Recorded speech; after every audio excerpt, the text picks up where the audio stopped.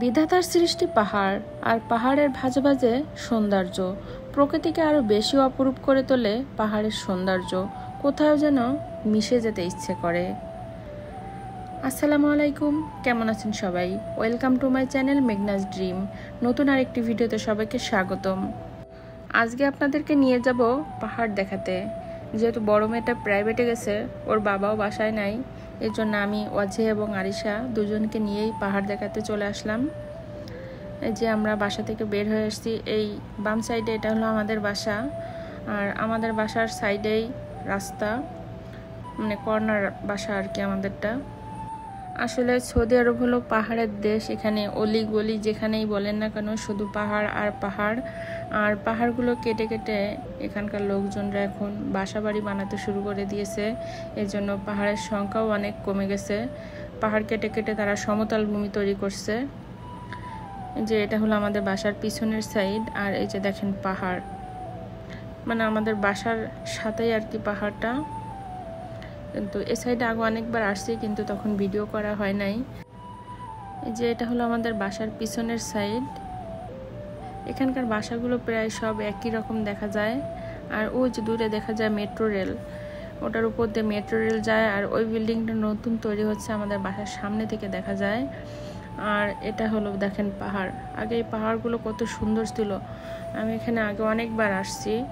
এই পাহাড়গুলো দেখতে আগে অনেক সুন্দর ছিল, কিন্তু এখন এই পাহাড়গুলো কেটে কেটে সব বাড়িঘর তৈরি করছে, পাহাড়গুলোর সৌন্দর্য সব নষ্ট হয়ে গেছে।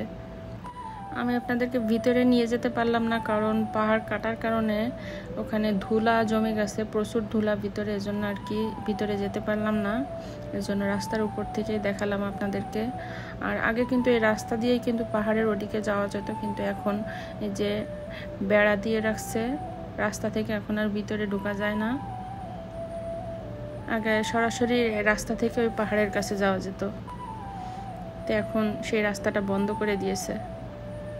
তো আপনাদেরকে পাহাড় দেখাতে সে ভিতরে নিয়ে যেতে পারলাম না, রাস্তার উপর থেকে আপনাদেরকে পাহাড়টা দেখিয়ে দিলাম। আর এই যে দেখেন রাস্তাগুলো কত চমৎকার। আর এই বাসাটা দেখেন, বাসাটা দেখে তো আমার মনটা একেবারে ভরে গেছে, কত সুন্দর লাগছে বাসাটাকে। আসলে দেখেন সমস্ত বাসাগুলো কিন্তু প্রায় একই রকম, এরা একই রকম ডিজাইন করে বাসা করে এখানকার মানুষজন। আর কালারগুলো কিন্তু একই রকম হয় বেশিরভাগ। আর খুব বেশি বড় বড় বিল্ডিং হয় না এখানে, একতলা দুতলা সর্বোচ্চ তিনতলা, তার বেশি আর হয় না। কারণ বাংলাদেশের মতো অত বড় বড় বিল্ডিং এখানে তেমন একটা করে না।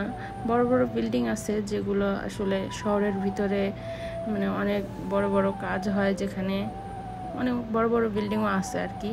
কিন্তু এই থাকার জন্য এই বাসা বাড়িগুলো সাধারণত একতলা দুতলা তিনতলা এরকমই হয়। তো এই যে হাঁটতে হাঁটতে দেখেন আমরা অনেক দূর চলে আসছি কিন্তু আমাদের বাসা থেকে। আর এই রাস্তায় খুব একটা বেশি গাড়ি চলে না, এজন্য বাচ্চা কাচ্চা নিয়ে হাঁটা যায়, অনেকে জগিং করতে আসে এখানে।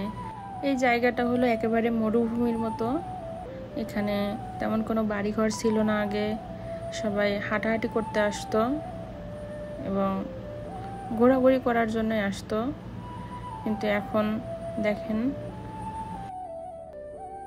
আগে যখন আসছি তখন শুধু ধুধু মরুভূমি দেখা গেছে, কিছুই ছিল না এখানে। কিন্তু এখন দেখেন মানুষ বিল্ডিং বানাচ্ছে। আসলে এখানকার মানুষের এখন আর কোনো জায়গা ফেলে রাখতে চাচ্ছে না, ফাঁকা মাঠ পাইলেই সেখানে এখন বাড়িঘর উঠে ফেলছে।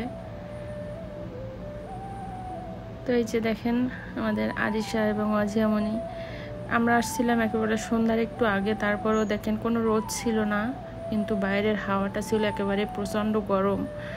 আরিশা এবং ওয়াজিয়ার মুখটা একেবারে লাল হয়ে গেছে।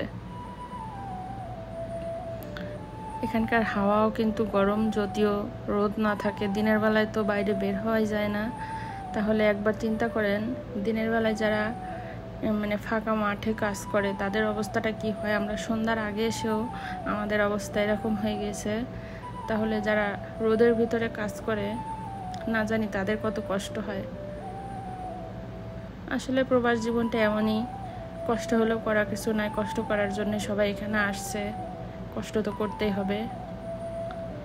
তো এই যে ঘোরাঘুরি শেষ করে আমরা আবার ফিরে যাচ্ছি, অনেক দূর চলে আসছিলাম।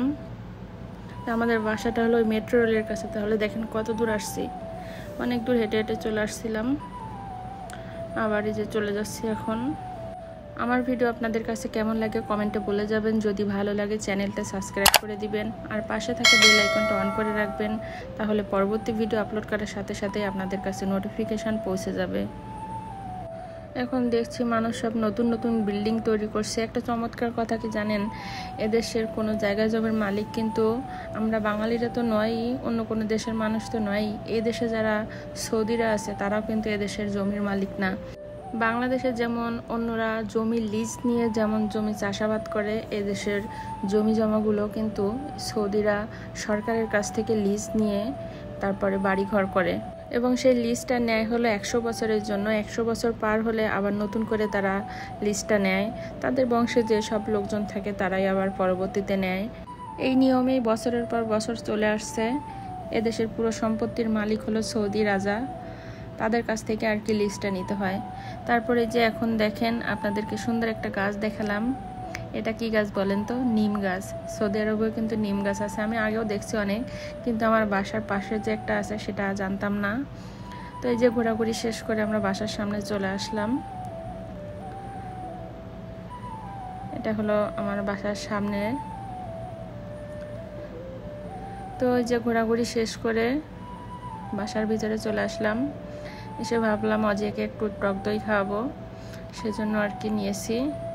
খুব একটা খেতে চায় না, একটু মাঝে মধ্যে জোর করেই খাওয়াই আর কি। এগুলোটা খাওয়ানো অনেক ভালো।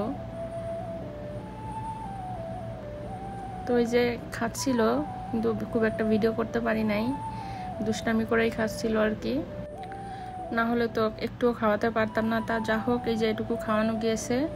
আজকের মতো ভিডিওটা এই পর্যন্তই। আল্লাহ হাফেজ, আসসালামু আলাইকুম।